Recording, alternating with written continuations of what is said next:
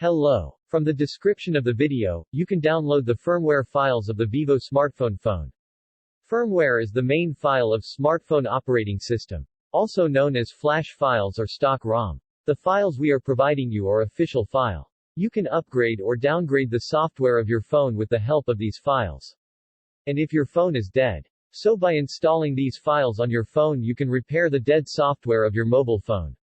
With the help of this firmware you can get rid of problems like IMEI problem or unknown baseband of your smartphone.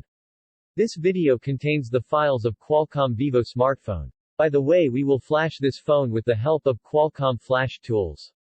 Before flashing, make sure that the files you are installing on your phone are these files compatible with your phone model. If the files don't match your phone model, your phone might be dead. All your data will be deleted after flashing. We will not take responsibility for any kind of fault during flashing. This is an official stock firmware provided by the company that introduced the Vivo smartphone. And these files will be told in the title of the video. They are the files